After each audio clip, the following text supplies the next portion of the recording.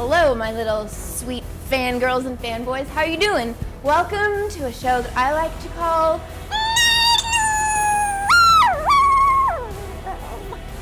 Communicator On. Today on Nerd News is a very special day. We have a special guest. The special guest is David Hayter. He's a friend of mine and a very good actor and the screenwriter of some movies that you may have heard of, like X-Men, X2, and The Watchmen, but he's mostly known as the voice of Solid Snake in Metal Gear Solid. You guys have sent me some questions and I'm gonna ask them of him. Ready? Come on! Are you super excited to be here? Yeah. So, I'm going to start with some Twitter questions from some viewers of mine. Chris from Uninspired Films asks, what is your favorite X-Men or Watchmen? Well, you know, for X-Men, when I was 12, my friends and I used to play X-Men and I was always Cyclops. And which is why in my X-Men films, Cyclops actually has a role and isn't immediately killed or disrespected. So he's the leader. He's the leader, and he's the moral center of the whole group. I just think without Cyclops, you don't really have a love triangle. And for the Watchmen, I love Dr. Manhattan as a writer, what he's going through, and having all this power and thinking that he's a god, but actually being a man, really reminds me of my own life. Oh. When I first approached you about coming on Nerd News, you asked me why I wanted you to come on, and I said that you were like the nerd god because you have your toe in every pot of nerddom. Not only does he do all the things that I've already mentioned, but also you're the voice of Captain America too. That's right. It's kind of a big deal. So you're like nerd god. Maybe a little. Yeah.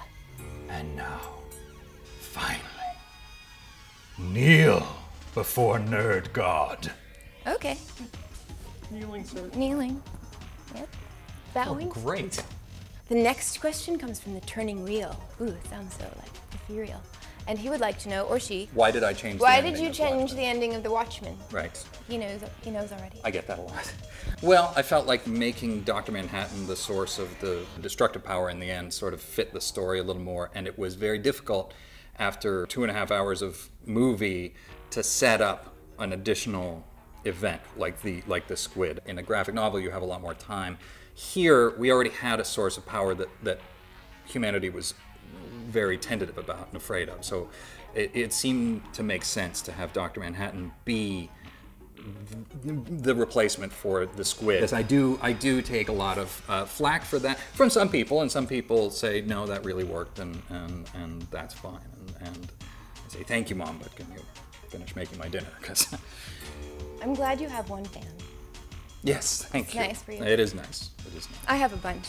They're all watching us right now. I also have a question from Colin. He would like to know where Solid Snake put those cigarettes. I think the game makes it pretty clear that Solid Snake snuck on to Shadow Moses Island with his cigarettes in a baggie in his stomach. What it does not make clear is which route he took to get them there.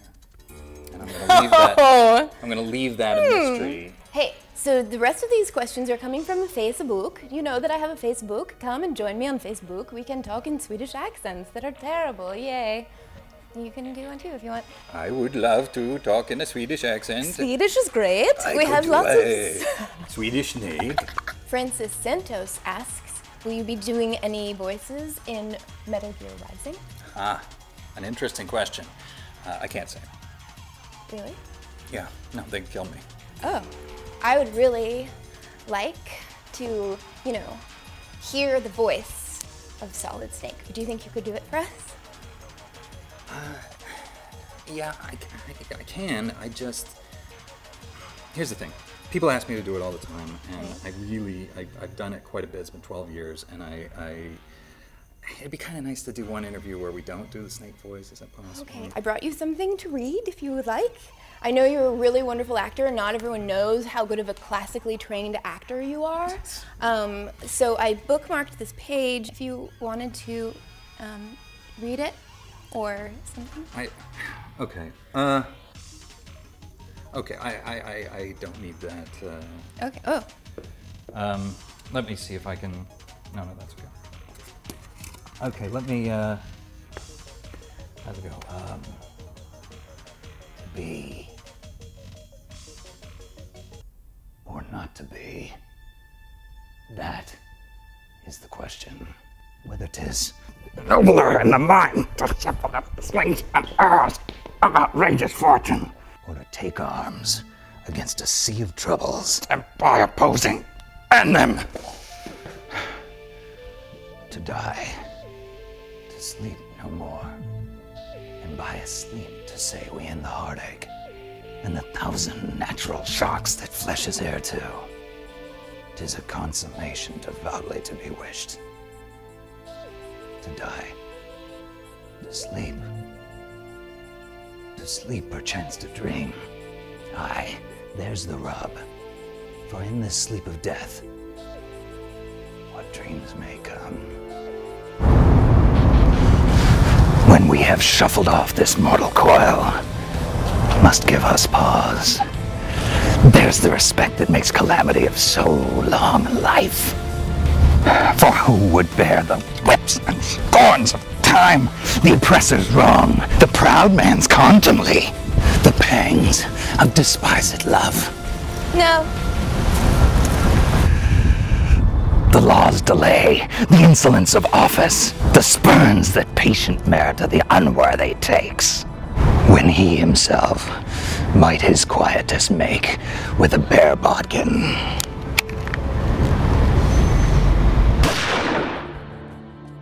Wow, that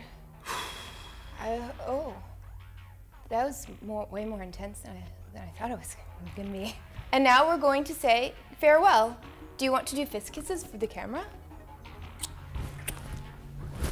You do it like that? Yes, I do.